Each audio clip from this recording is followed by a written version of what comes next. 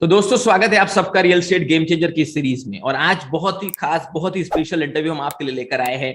एक ऐसी शख्सियत, एक ऐसी पर्सनालिटी। हाँ दोस्तों, आज मैं आपको मिलाने वाला हूं पुष्पांजलि ग्रुप के सीईओ जो है आगरा से, मिस्टर गौरव शर्मा जी। गौरव शर्मा जी, स्वागत है आपका रियल एस्टेट गेम चेंजर की सीरीज में। नमस्कार। नमस्कार अमोल जी। नमस्कार दोस्तों, मैं आपको बताना चाहूंगा ये ग्रुप जो है इनके 37 प्लस इयर्स का एक्सपीरियंस है रियल एस्टेट इंडस्ट्री में। 150 से भी ज्यादा टॉप क्लास प्रोजेक्ट्स ये लोग डिलीवर कर चुके हैं आगरा में, मथुरा में और वृंदावन में। 35 प्लस इनके ऑनगोइंग प्रोजेक्ट्स है। 120 एकड़ में एक बहुत बड़ा टाउनशिप का प्रोजेक्ट इनका इस्कॉन टेम्पल वृंदावन के पास चल रहा है। और मोर देन 15,000 हाउसेस, 15,000 से भी ज्यादा लोगों को ये अब तक घर डिलीवर कर चुके हैं। तो एक ऐसी खास पर्सनालिटी, एक ऐसे रियल एस्टेट गेम चेंजर, एक ऐसे रियल एस्टेट हीरो से मैं आपको मिलाने वाला हूं। और जैसा आप सब जानते हैं, मैं doctor Amol Maurya, real estate coach, real estate trader, real estate entrepreneur, आपको इस पूरी real estate game changer series में भारत के ऐसे सीईओ, पूरे एशिया के ऐसे सीईओ से हम रूबरू करवा रहे हैं जो रियल हीरोज है, जो रियल गेम चेंजर्स है, जिन्होंने रियल एस्टेट इंडस्ट्री को अनऑर्गेनाइज से ऑर्गेनाइज बनाने के लिए बहुत मेहनत की है और अपने सिटी, अपने स्टेट में बहुत अच्छा काम किया है। तो आज ऐसे ही व्यक्ति से हम बात करेंगे, रूबरू होंगे। ऐसे क्वेश्चन जो आप पसंद करते हैं, जो जानना चाहते हैं, वो सब हम इनसे पूछेंगे। तो गौरव जी, बहुत बहुत धन्यवाद अपना कीमती समय देने के लिए। शुरू करेंगे हमारा ये real estate game changer series का process. Thank you so much Amol ji, doctor Amol. आप रेडी है Gaurav ji? I am ready, yes. Super. तो सबसे पहला सवाल मैं आपसे पूछना चाहूंगा, जो हमारी ऑडियंस जानना चाहती है कि एक रियल एस्टेट सीईओ की एंट्री कैसे होती है। मतलब आपकी स्कूल लाइफ, आपकी कॉलेज लाइफ, और फिर कैसे आप रियल एस्टेट में, थोड़ा डिटेल में हमारी ऑडियंस को। बड़ी इंटरेस्टिंग स्टोरी है डॉक्टर अमोल। मेरा सारी स्कूलिंग आगरा से हुई है और मैं स्कूल में जब मैं पढ़ रहा था तो मैंने तो डॉक्टर बनने का सपना देखा था। और मैंने सोचा था कि मैं डॉक्टर बनूंगा और अच्छे अच्छे हॉस्पिटल को सर्व करूंगा और अपने देश को एक मेडिकल फैसिलिटी में सपोर्ट करने की कोशिश करूंगा। लेकिन नियति को कुछ और मंजूर था। 12th के बाद मेरा सिलेक्शन एमबीए में बीकॉम में हुआ। आगरा का सबसे famous college St John's degree college है। वहां से बीकॉम किया और इत्तेफाक से कैट का एग्जाम क्वालिफाई किया तो मुझे एक कॉलेज मिला, facility of management studies, FMS Delhi. वहां से आया। मेरा एमबीए कंप्लीट हुआ और कैंपस सिलेक्शन हो गया मेरा ओरेकल में। अच्छा। और ओरेकल में होने के बाद 1998 की बात है। उसके बाद भी मैंने स्टडीज नहीं छोड़ी और मैंने वापस एक एग्जाम और क्वालिफाई किया, MCM, masters in computers management, Symbiosis Pune से। और उसके बाद मेरा सिलेक्शन हो गया वहां पर कैंपस अगेन एचसीएल में। अच्छा। और मैं हिंदुस्तान कंप्यूटर्स लिमिटेड में सन 2000 में आ गई। पुष्पांजलि constructions private limited 37 years old company है और उनके जो उसके चेयरमैन हैं वो डॉक्टर वीडी अग्रवाल हैं। उनके बेटे हैं पुनीत अग्रवाल और मयंक अग्रवाल। पुनीत जी मेरे साथ पढ़ते थे, मेरे क्लासमेट थे। अच्छा। हम लोगों की मुलाकात 2000 में वापस हुई जब मैं एचसीएल में काम कर रहा था और वो वापस नोएडा में मुलाकात हुई। हम लोग क्लासमेट्स थे तो हमने कुछ डिफरेंट करने का प्लान किया और 2001 में हमने नोएडा के ऑपरेशंस स्टार्ट कर दिए। हमने उनसे कहा कि आप रियल एस्टेट को आगरा में इतना सब काम कर रहे हो, आप रियल एस्टेट को नोएडा तक, एनसीआर तक क्यों नहीं लेकर आते। तो मेरे लिए थोड़ा चैलेंजिंग था, लेकिन एक छोटे से प्रोजेक्ट जिसका नाम था पीपी टाउन, जो आगरा मथुरा हाईवे पर था, उसमें हम लोग डिजाइनर विला बना रहे थे। सर्कल शुरू से बहुत बड़ा था। एक छोटी सी इंट्रा सर्वर पर मेल डाली कि I have bought one property in Pushpanjali PP town, so there are lots of people who follow me and they have purchased 6 या 7 villas. उसका अमाउंट मुझे बहुत अच्छा मिला, हैंडसम अमाउंट मिला। मुझे लगा कि रियल एस्टेट इंडस्ट्री एक अच्छी इंडस्ट्री है जिसमें मनी मेकिंग की जा सकती है। बिल्कुल सही। और 2002 में मेरे लिए एक डिसीजन होना बहुत इंपॉर्टेंट हो गया कि आप ना इस ग्रुप को ज्वाइन कर लीजिए। हमारे साथ हम सब मिलकर काम करते हैं। और ऐसे करके 2002 में मैंने नोएडा के ऑपरेशंस स्टार्ट किए और यहाँ पर पहला प्रोजेक्ट पीपी टाउन और पुष्पांजलि फार्म्स एंड रिजॉर्ट स्टार्ट किया। और पुष्पांजलि फार्म्स एंड रिजॉर्ट स्टार्ट करने के बाद पुष्पांजलि बैकुंठ, जो टाउनशिप आपने सुना है अभी नाम, वृंदावन में, उसकी लैंड पैरेलल परचेज करना शुरू कर दिया। क्योंकि पुष्पांजलि आगरा में बहुत पुराने टाइम से काम कर रहे थे तो हमको रियल एस्टेट के पाइपलाइन में प्रोजेक्ट्स करीब 30 से 35 प्रोजेक्ट थे लाने। तो हम जब मेरा एंट्री होने के बाद दिल्ली एनसीआर में, तो वो पाइपलाइन में करीब करीब 12 या 15 टाउनशिप्स आए। वो 12 या 15 प्रोजेक्ट्स सारे 150 एकड़ के या 150 एकड़ के, 125 एकड़ से नीचे कोई था नहीं। तो अच्छा। हमने पीछे मुड़कर नहीं देखा, रियल एस्टेट में एंट्री हुई। और मुझे 2008 में youngest CEO in the real estate world का अवार्ड नवाजा हिंदुस्तान टाइम्स ने। क्या बात है, क्या और बात है। ईश्वर की कृपा रही और कृष्ण जी का थोड़ा सा विशेष आशीर्वाद रहा। वृंदावन के प्रोजेक्ट की वजह से ऑल ओवर वर्ल्ड में एक राइट। पुष्पांजलि का नाम, एक रियल एस्टेट इंडस्ट्री में यूजुअली होता है कि अपने एरिया में, क्षेत्र में सब लोग जानते हैं, सही लेकिन बात ये है। इंटरनेशनल प्लेस है चूंकि, तो इसी वजह से पुष्पांजलि का जो ब्रांडिंग है वो हम्म। इंटरनेशनली हुई, क्योंकि इस प्रोजेक्ट के अंदर वृंदावन और मथुरा के ही नहीं बल्कि देश विदेश से लगभग 35% लोग केवल फॉरेन से बिलोंग करते हैं, क्योंकि जो कृष्ण जी के अनुयायी हैं, फॉलोअर्स हैं। बिल्कुल बिल्कुल। तो इस तरह से रियल एस्टेट में आना हुआ डॉक्टर साहब।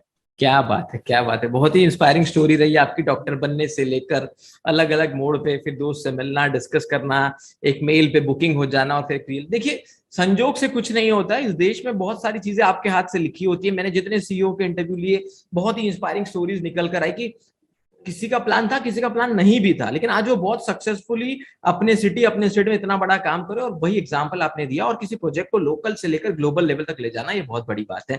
उसके लिए बहुत बहुत धन्यवाद। और ये पूरे डिटेल में आपने एक्चुअली हमें ये भी बता दिया कि पुष्पांजलि ग्रुप अभी क्या क्या कर रहा है। फिर भी मैं ये जानना चाहूंगा कि हमें जो भी पुष्पांजलि ग्रुप के बारे में पता है, ये तो हमने वेबसाइट में देखा, ये तो हमने ऑनलाइन सर्च किया, हमारी टीम में थोड़ी सी रिसर्च निकली, पर हम आपसे जानना चाहते हैं कि अभी पुष्पांजलि ग्रुप एक्जैक्टली क्या कर रहा है, आगे के क्या प्लान है, थोड़ा वो बताइए हमारी ऑडियंस को। डॉक्टर साहब, पुष्पांजलि ग्रुप इस समय सबसे ज्यादा एक्टिवेटेड है रियल एस्टेट की नई योजनाओं में। जो हम लोग ओके। एक बहुत अच्छी अच्छी टाउनशिप्स हम लोग प्लान कर रहे हैं, एक या दो अच्छे प्रोजेक्ट्स हैं। और आगरा के अंदर ग्रुप हाउसिंग्स में हम ग्रुप हाउसिंग्स लेकर आ रहे हैं 4 ऑलरेडी, जो लॉन्च अच्छा। है, रेडी टू मूव इन है। तो बहुत ये बढ़िया। रियल एस्टेट के अंदर हमारी 4 मेगा प्रोजेक्ट्स हैं जिनको हमारा प्लान डिलीवर करने का है, जो ऑलरेडी ओके। पोजीशन स्टेज में है, ओके। जो कि दयालबाग और आगरा की बहुत प्रीमियम साइट्स पर है।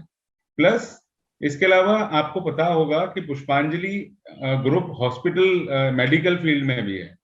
ओके। हमारा आगरा का सबसे बड़ा हॉस्पिटल है जिसका नाम है पुष्पांजलि हॉस्पिटल एंड रिसर्च सेंटर, क्या 300 बात है, बेडेड मल्टी स्पेशलिटी हॉस्पिटल। क्या बात है, क्या और बात है। सबसे बड़ी खबर ये है कि हम अगले 2 महीने के अंदर उसमें ओके।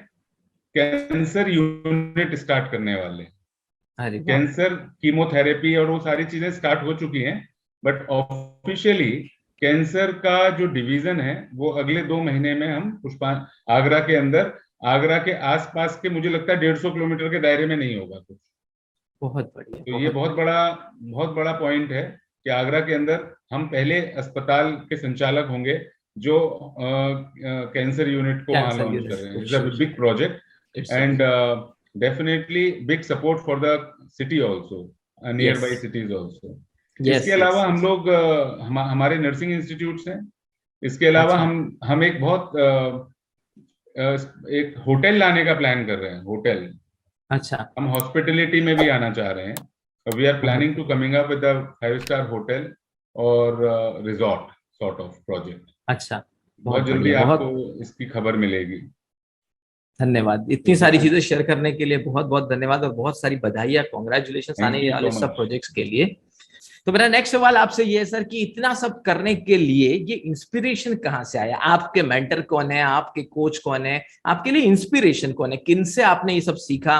और इतनी बड़ी बड़ी स्टेप्स लेना, इतने बड़े डिसीजंस लेना, रियल स्टेट में रिस्क टेकिंग एबिलिटी तो इंपॉर्टेंट है, पर इतनी कि इतने बड़े हॉस्पिटल्स के बारे में सोचना, नर्सिंग इंस्टीट्यूट के बारे में सोचना, कैंसर यूनिट सोचना, तो रियल स्टेट में तो आप इतने बड़े प्रोजेक्ट कर ही रहे, पर पैरेलली इतनी सारी चीजें कर रहे, तो इसके पीछे का इंस्पिरेशन कौन है, वो थोड़ा हमें इसके बताइए। सबसे बड़े इंस्पिरेशन है इस ग्रुप के chairman doctor V D Agarwal. He is अच्छा। 71 years now, but super. Still when you meet with him, अगर आप उनसे ओके। मिलेंगे तो आपको लगेगा कि 36 ईयर ओल्ड यंग बॉय से आप मिल रहे हैं। क्या बात है, क्या उनकी बात है। उनकी जो स्ट्रैटेजी है, उनकी जो प्लानिंग है, उनका जो विजन है, उनका जो काम करने का तरीका है, डेफिनेटली वो, मुझे तो सारी इंस्पिरेशन उन्हीं से मिलती है। वो पूरी ग्रुप को एक फैमिली की तरह ट्रीट करते हैं।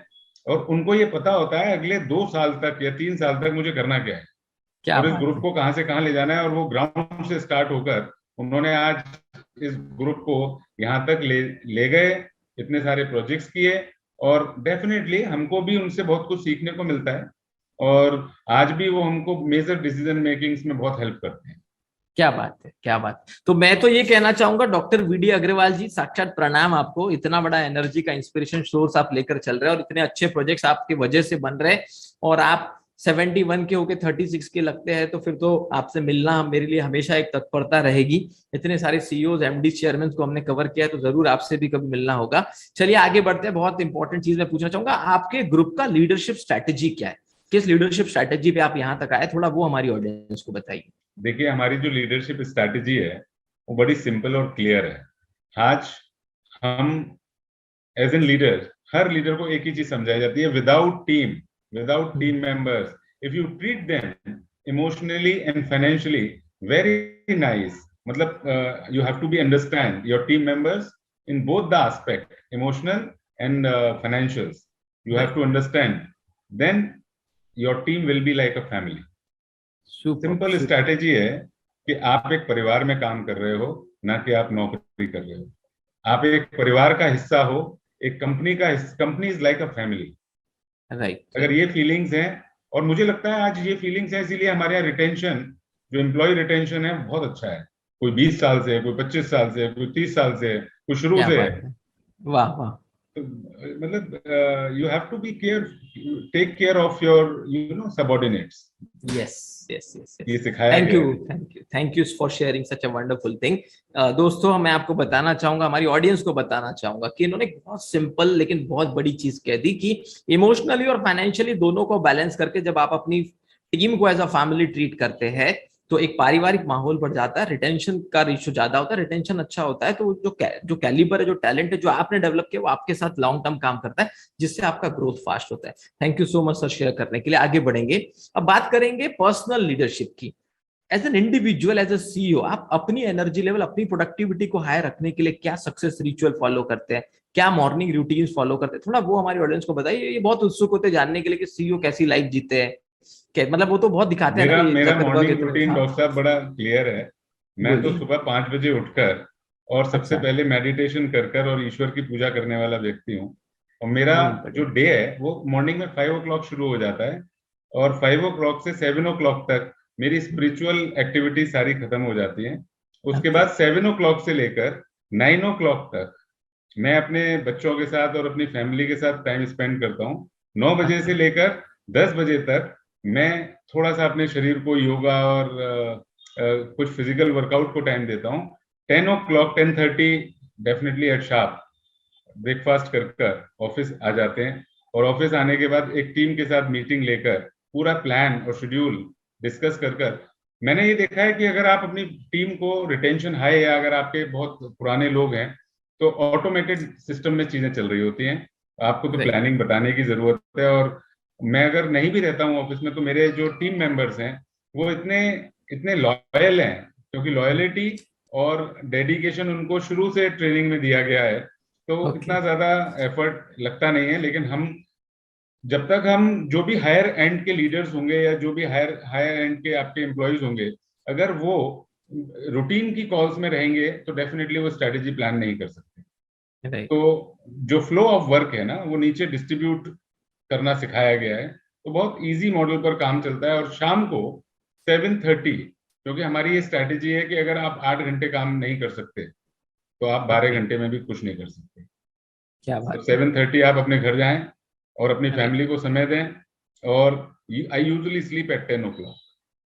क्या बात सर, इतना प्यारा रूटीन, इतना सब कुछ आपने बता दिया, आपकी वर्किंग पैटर्न बता दिया, कैसे आप अपने टीम के भी फैमिली को समय दे सके, वो सब भी ध्यान रखते हैं, वो भी बता दिया। तो एक्चुअली आपने अपनी एनर्जी लेवल कैसे बढ़ाते बढ़ाते ये भी बता दिया कि आप टीम को इंस्पायर कैसे करते हैं, टीम को मोटिवेट कैसे करते हैं।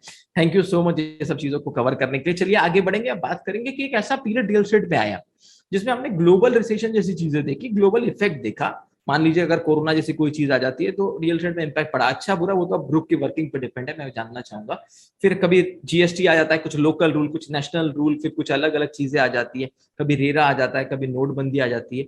इन सब सिचुएशंस में, 2-3 सिचुएशन जो मैंने डिस्कस की, आपने कैसे डील किया और अपने ग्रुप को कैसे आगे लेकर के, थोड़ा वो बताइए।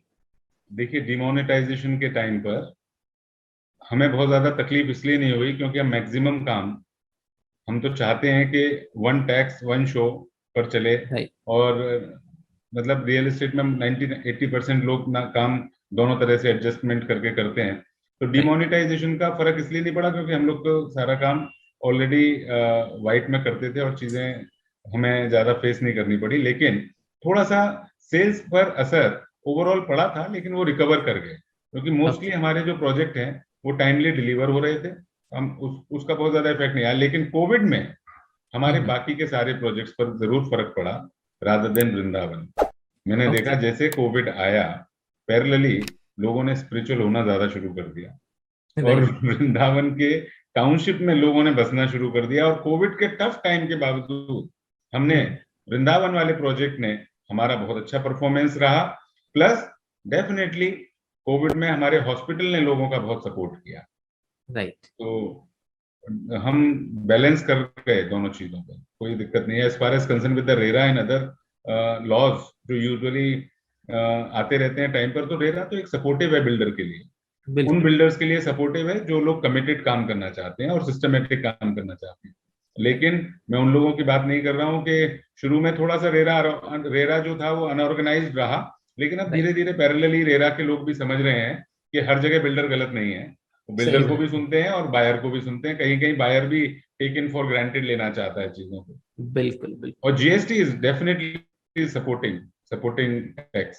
जो पहले बहुत ओके। सारे 4-5 सारे टैक्स देने पड़ते थे, वो एक सिंगल टैक्स हो गया, जीएसटी। राइट। चलिए, बहुत बढ़िया। सर, मैं ये जानना चाहूंगा कि कोई ऐसी किताब जो आपने पढ़ी हो, जो अदर देन अपने फॉर्मल एजुकेशन हो, लेकिन जिसने आपकी लाइफ में बहुत बदलाव लाया, वो अगर आप हमारी ऑडियंस के साथ शेयर करना चाहे, 1-2 किताब के नाम तो जरूर बताइए। श्रीमद् भगवत गीता। अच्छा। भगवत गीता, वैसे ये भी बता दो, 41 में से करीब करीब 10 सीईओ ने इसी किताब का नाम लिया, तो वर्ल्ड में सबसे पावरफुल ग्रंथ तो यही है। मैंने वो तो। जो गीता से सीखा है वो शायद मुझे किसी भी बुक से सीखने को नहीं मिला। इसका रीजन मैं आपको बताता हूँ। हमारी गीता के अंदर हर सिचुएशन को हैंडल करने का सॉल्यूशन है। और वो राइट। कृष्ण जी ने, देखिए कृष्ण जी ने वो लिखी हुई, बोली हुई, अपने उनके मुख से बोली हुई है। तो अगर आप गीता को बड़े बिजनेस के पॉइंट ऑफ व्यू से, फैमिली के पॉइंट ऑफ व्यू से, या इमोशनल पॉइंट ऑफ व्यू से, किसी भी पॉइंट ऑफ व्यू से अगर आप उसको स्टडी करेंगे, you will get the solution. Right. So Gita बहुत इज सही, माई बहुत फेवरेट सही। Book. Yes, thank you so much. और बहुत लोगों ने गीता कहा तो, लेकिन जिस तरीके से आपने गीता का इंपॉर्टेंस बताया कि लाइफ के किसी भी पैरामीटर के तरीके से जब आप उसको स्टडी करेंगे तो उसका सोल्यूशन मिलेगा, वो बहुत काबिल तारीफ है।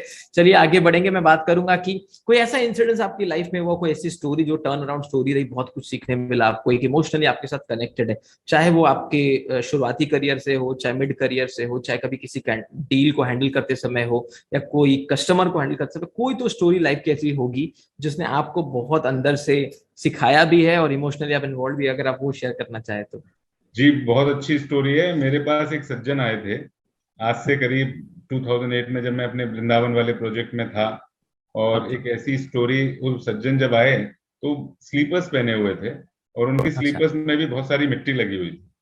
जब वो ओके। मेरे ऑफिस में आए और मैं कहीं बाहर से आया था, तो मैंने देखा कि कौन सज्जन बैठे हैं, तो मैंने अपने सेल्स मैनेजर को बोला, आप इनको डील कर लीजिए।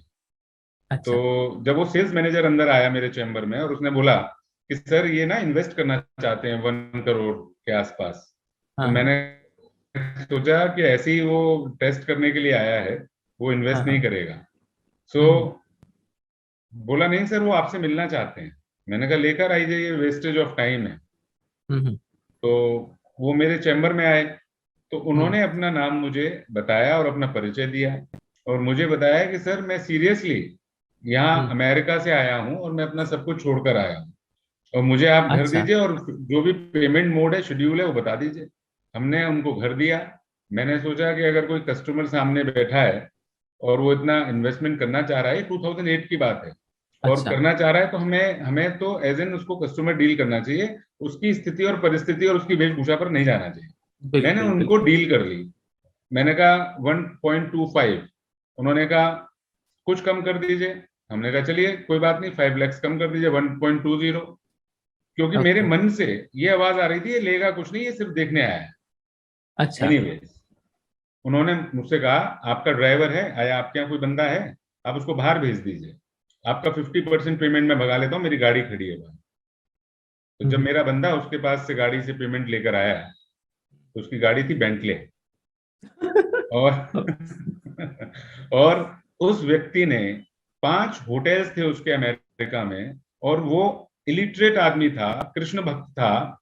और ओके। उसने मुझे, जब उसने पूरा क्लोज कर दिया अपने सेशन को, पेमेंट प्लान को, एवरीथिंग, जब डील क्लोज हो गई, तो उसने मुझसे कंधे पर हाथ रख के मुझसे कहा, गौरव जी, कभी भी जीवन में किसी व्यक्ति को उसकी वेशभूषा या उसके चेहरे के आधार पर मत आंकिएगा, कोई कुछ भी हो सकता है। इज सही अ बात वेरी है, बिग बहुत। Chapter he has given to मी।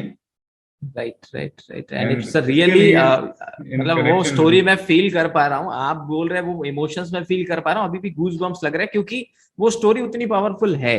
मैंने ये यस, इंसिडेंट सुने बहुत है, पर सच में जिस तरीके से आपने इसे बताया और जो आपके साथ हुआ, it's a really mesmerising kind of thing.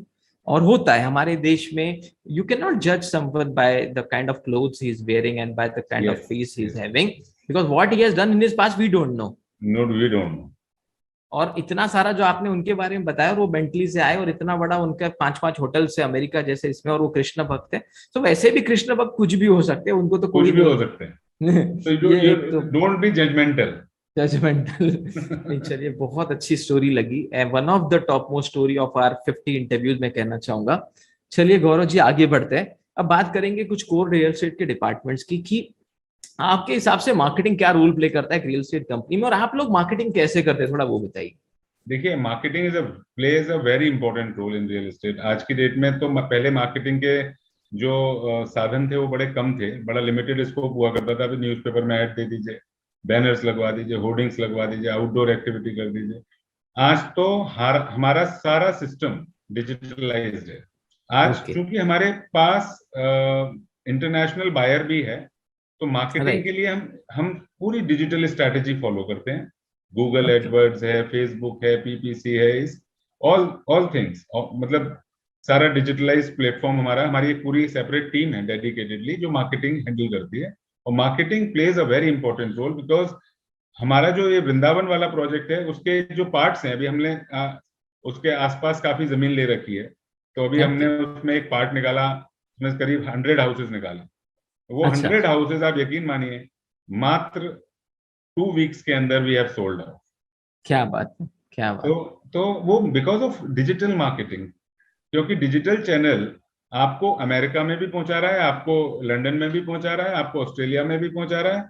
आपको तो सिर्फ एक एक फेसबुक पर या गूगल पर ये लगाने की जरूरत है कि you are launching such and such property in Vrindavan और in such and right, such areas. तो digital platform is plays a very important role nowadays for the okay. Marketing. Right, right, right, thank you so much for sharing that, और इतना detail में आपने बताया उसके लिए भी बहुत धन्यवाद। और दोस्तों, जैसा आप सब जानते हैं कि ऑफलाइन एंड ऑनलाइन का परफेक्ट कॉम्बिनेशन, और स्पेशली अभी तो बहुत ज्यादा डिजिटल और ऑनलाइन भी, जो आपको हेल्प करता है रियल एस्टेट प्रोजेक्ट को सेल करने के लिए, और उसमें भी अलग अलग क्षेत्र की अलग अलग ऑडियंस। रियल एस्टेट एक कॉमन चीज नहीं है, टीयर 4 सिटी में हो सकता है कोई और जरिया काम करता है, और टीयर 3 में कोई और, टीयर 1 में कोई और, डिपेंडिंग अपॉन द ऑडियंस। क्योंकि ये एक इंटरनेशनल लोकेशन है वृंदावन, तो इन्हें बहुत सारे इंटरनेशनल क्लाइंट भी मिलते हैं। तो आपको ये आइडेंटिफाई करना बहुत जरूरी होता है कि आप किस क्षेत्र में कहाँ काम करें, और उसका जोग्राफिकल एरिया के हिसाब से कौन सा मार्केटिंग का टूल बहुत काम करेगा। चलिए आगे बढ़ेंगे, बात करेंगे सेल्स की। सर, सेल्स क्या रोल प्ले करता है, और आपका मॉडल कैसा है? क्या आपके एम्प्लॉय सेल्स करते हैं, क्या आपके चैनल पार्टनर सेल करते हैं, कि हाइब्रिड मॉडल आप यूज करते हैं, एम्प्लॉय प्लस चैनल पार्टनर का? हम हाइब्रिड मॉडल यूज करते हैं, एम्प्लॉयज प्लस चैनल पार्टनर। और हम चैनल पार्टनर को भी अपने वर्किंग हैंड्स की तरह ही ट्रीट करते हैं, क्योंकि एक लिमिट है आपकी। एक लिमिट तक राइट। आप 100 लोगों की टीम रख लेंगे, 200 लोगों की टीम रख लेंगे, लेकिन अगर आपके पास पैरेलल 100 चैनल पार्टनर्स होंगे, तो वो आपको मल्टीप्लाई करते हैं, बहुत जल्दी फ्लाई ऑफ करते हैं। सो हम लोग तो हाइब्रिड मॉडल पर काम करते हैं। और हाइब्रिड हमारी मॉडल। सेल्स की स्ट्रैटेजी एकदम क्लियर है कि चैनल पार्टनर में अगर प्रोजेक्ट है, तो चैनल पार्टनर को सपोर्ट करने के लिए हमारी सेल्स टीम है। और हम लोग डायरेक्ट सेल्स भी करते हैं। कुछ प्रोजेक्ट्स ऐसे होते हैं जिसको कंपनी डायरेक्ट सेल्स की स्ट्रैटेजी बनाती है, उसको उसमें चैनल पार्टनर एंटरटेन नहीं करते हैं, छोटे प्रोजेक्ट्स में। और बड़े अच्छा, प्रोजेक्ट्स में हम लोग हाइब्रिड टेक्नोलॉजी यूज करते हैं सेल्स। सुपर। ये बहुत अच्छा डीपर इन्फॉर्मेशन आपने दिया कि कुछ प्रोजेक्ट में आपकी टीम काम करती है, कुछ छोटे प्रोजेक्ट्स में डायरेक्टली आपकी टीम ही काम करती है, कुछ बड़े प्रोजेक्ट्स में आप हाइब्रिड मॉडल यूज करते हैं। That is also hybrid combination of using your sales. Super sir, आगे बढ़ेंगे, ऑपरेशंस की बात करेंगे। 35 प्रोजेक्ट एट अ टाइम चल रहे हैं, इतने बड़ी बड़ी टाउनशिप, 120 एकड़, 150 एकड़, क्या आप ऑपरेशंस कैसे मैनेज करते हैं? कुछ सॉफ्टवेयर यूज करते हैं, मैनुअल है, कैसे आप ये सब कर पाते हैं? थोड़ा हमारे ऑडियंस को बताइए। सब कुछ डिजिटलाइज है डॉक्टर साहब। बिना ओके, डिजिटल सॉफ्टवेयर के, बिना डिजिटलाइजेशन के, और डेफिनेटली एक अच्छी हायरार्की मॉडल को फॉलो ना कर कर तो आप कर नहीं सकते हैं। सब कुछ सिस्टम एंड प्रोसेसेस सेट है, सबके process and system SOPs clear है, किसको क्या ओके, करना है, सिविल का या फैसिलिटी मैनेजमेंट का या कस्टमर केयर रिलेशनशिप का या pre sales and post sales, everything is set. Okay, super, thank you so much. Management क्या रोल प्ले करता है, मुझे थोड़ा इस डिपार्टमेंट के बारे में बताइए, और मैनेजमेंट की एक्टिविटीज आपके यहाँ कैसे डिसाइड की जाती है, थोड़ा वो बताइए। देखिए, मैनेजमेंट तो रिव्यू करता है टेक्नोलॉजीज का। मैनेजमेंट ओके, रिव्यू करता है टॉप टू बॉटम सारी एक्टिविटीज का, प्रोसेसेस का। अगर ओके, प्रोसेसेस, मैनेजमेंट कहता है if the process is perfectly fine. एक प्रोसेस है कि आपको एक एक्स चीज को बनाना है, अगर वो राइट, प्रोसेस ठीक रहा, 1+1 = 2 ही होगा। तो अगर राइट, वो 2 नहीं आ रहा है तो इसका मतलब 1+1 में प्रोसेस में कहीं गड़बड़ी है। तो मैनेजमेंट हमारा प्रोसेस को टेक केयर करता है कि वो प्रोसेसेस टाइमली और सिंसियरली फॉलो होने चाहिए। तो completely based on the process based organisation है। Super, super, thank you so much. आगे बढ़ेंगे। अब मैं बात करना चाहूंगा कि वृंदावन के मार्केट में, आगरा के मार्केट में, जहां आप काम करें, इतना अच्छा करें, वहां की स्पेशल एडवांटेजेस क्या है? थोड़ा उस मार्केट के बारे में आप बताइए। हमारे जितने प्रोजेक्ट चल रहे हैं डॉक्टर साहब, वृंदावन के प्रोजेक्ट जो चल रहा है आज की डेट में, वृंदावन से बड़ा इस समय और नजदीक दिल्ली एनसीआर के कोई तीर्थ नहीं है। अगर बिल्कुल सही, हरिद्वार भी जाना है तो 5 घंटा लगाना पड़ेगा। बिल्कुल, वृंदावन के लिए तो आप 1 घंटे में पहुंच जाइए, बिहारी जी आपको दर्शन दे देंगे अगर वो क्या बात चाहेंगे है, तो। राइट। लेकिन लेकिन बाकी के जितने भी तीर्थ स्थल हैं वो काफी डिस्टेंस पर हैं। तो राइट, वृंदावन आज की डेट में लोगों का बिहारी जी के प्रति प्रेम और लोगों की आस्था आफ्टर कोविड तो इतनी बढ़ गई है कि पिछली, अभी जो रिसेंटली होली का जो फंक्शन गया है, मतलब आप पैर रखने के लिए जगह नहीं थी, गाड़ियां तो बहुत दूर की बात है। तो क्या बात है, वृंदावन इस समय चार, पूरे कंट्री के अंदर 4 जगह हैं जिस पर सरकार का भी ध्यान है। पहला राइट, बनारस, वाराणसी, अयोध्या, और राइट, तीसरा वृंदावन, और हाँ, चौथा एक प्लेस और है, मैं मिस कर रहा हूँ उसको। There one more. Tirupati Balaji बोल नहीं रहे नहीं हैं नहीं, आप? तिरुपति नहीं, एक प्लेस में स्पिरिचुअल मिस कर रहा हूँ जहाँ ओके, पूरी तरह फोकस है सरकार का। ओके, तो एनीवेज, ये एक बहुत तो बड़ा इसका आने वाले एडवांटेज टाइम है। में एक तो ये हो गया। दूसरा, हमारा प्रोजेक्ट जो आगरा में चल रहा है वो राधा स्वामी, जो दयाल बाग में चल रहा है, Radha Swamis are populated everywhere across the right, world.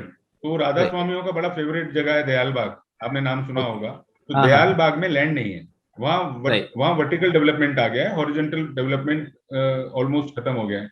वहाँ हमारा बिल्कुल, लग्जरी प्रोजेक्ट चल रहा है। तो हमारे लिए क्लाइंटेल ना इंटरनेशनल और नेशनल दोनों है इन दोनों समझ प्रोजेक्ट्स के गया, अंदर। सो समझ गया, वन समझ। इज द कृष्ण डिवोटीज और वन इज राधा स्वामी।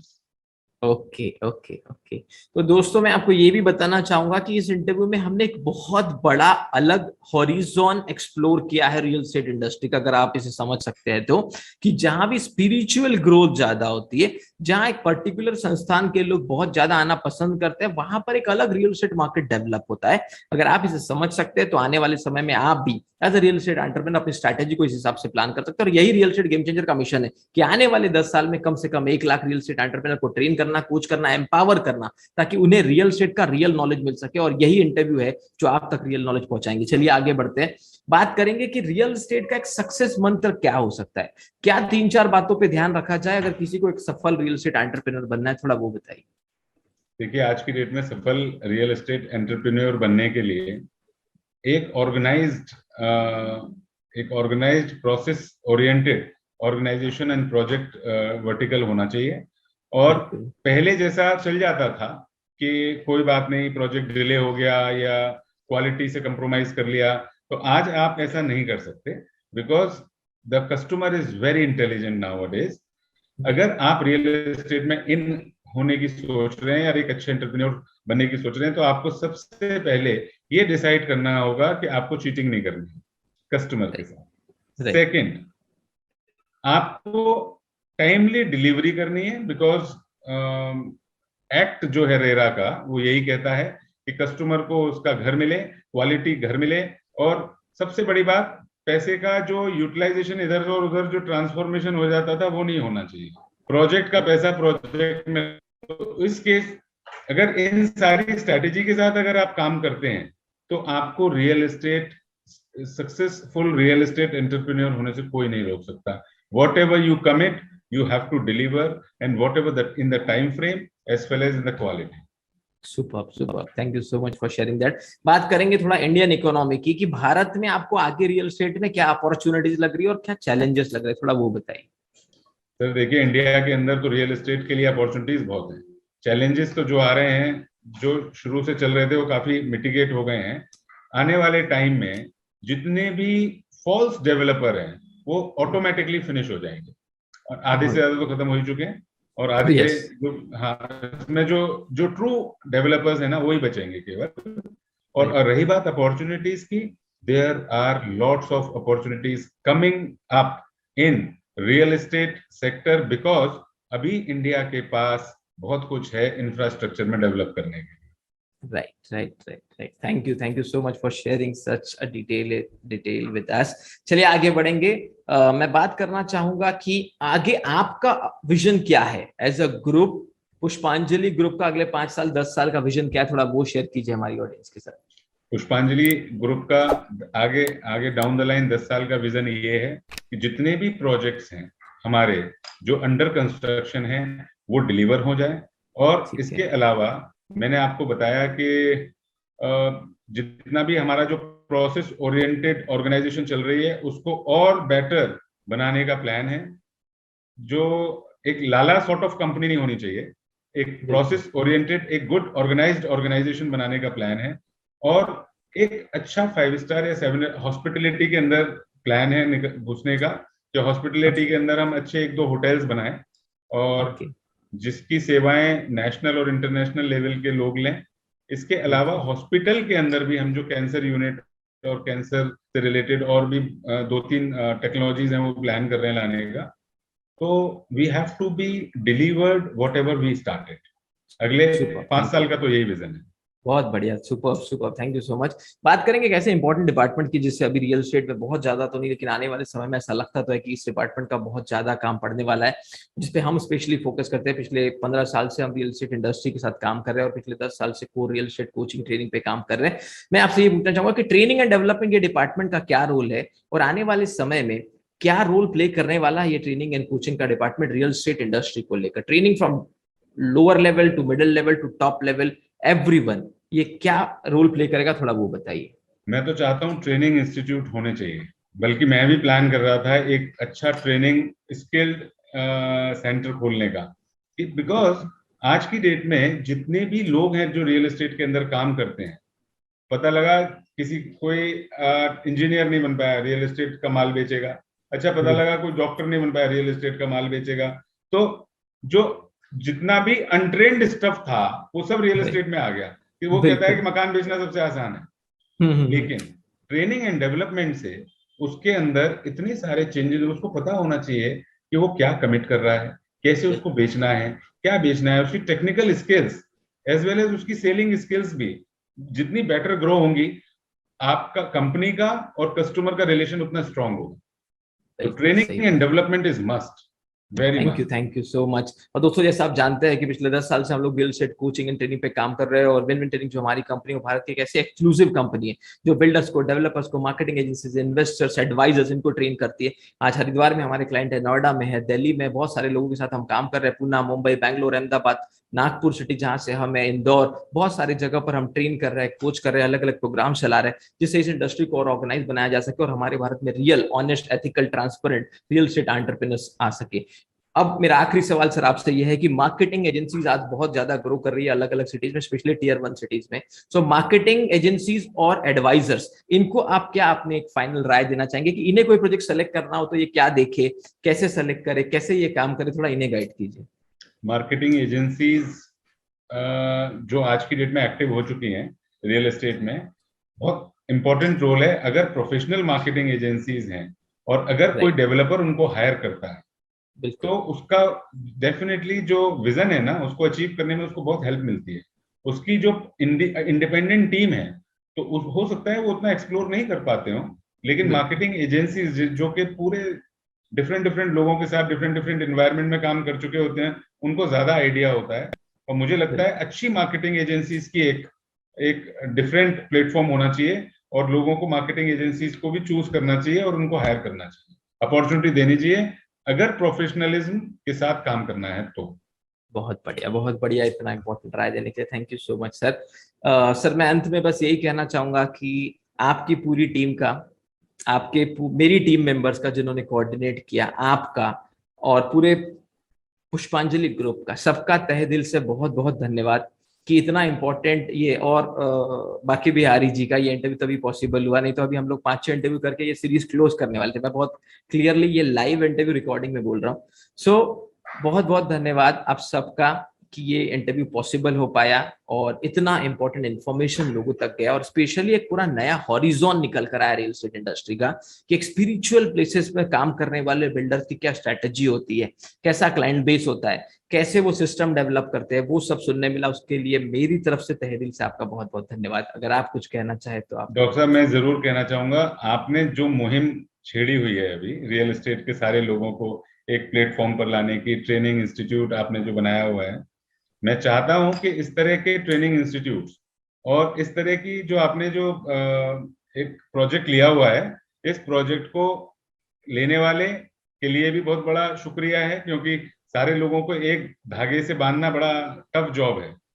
और मैं तो आपका शुक्रिया करना चाहता हूं कि आपने, मुझे नहीं मालूम आपकी एज क्या है, लेकिन इस छोटी सी एज में आपने बहुत सारे काम कर डाले हैं और नागपुर में बैठकर दुनिया के हर कोने के डेवलपर को एक प्लेटफॉर्म पर लाना is a very wonderful job. I am great thankful to you. Thank you sir, thank you so much, thank you, thank you.